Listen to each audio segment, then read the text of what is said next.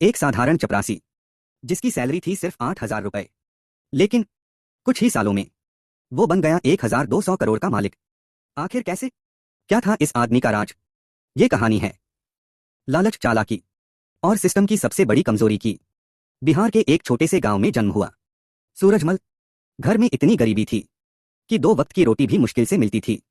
पिता मजदूर थे और माँ दूसरों के घर काम करती थी। रामलाल ने पढ़ाई छोड़ दी और शहर की ओर निकल पड़ा।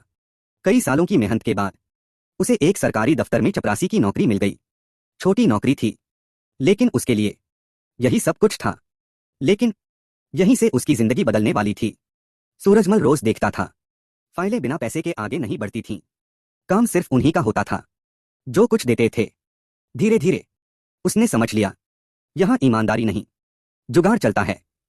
एक दिन एक आदमी उसके पास आया और बोला, भाई मेरा काम जल्दी करवा दो, कुछ दे दूंगा।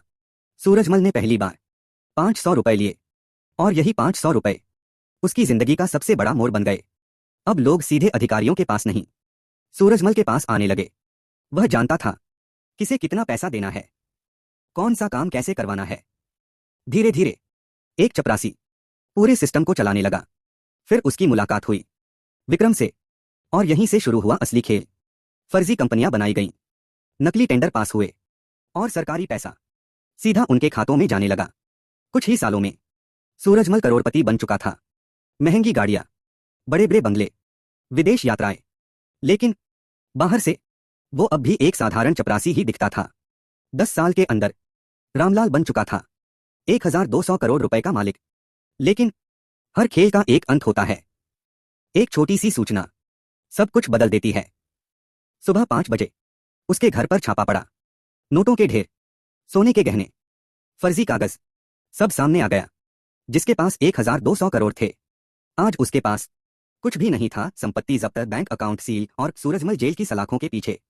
लालच इंसान को ऊपर नहीं उठाता, बल्कि बहुत नीचे गिरा देता है। सूरजमल ने सब कुछ पाया, लेकिन खो दिया अपनी आजादी। अगर आपको ये कहानी पसंद आई हो तो इस चैनल को लाइक और सब्सक्राइब कर ले। धन्यवाद।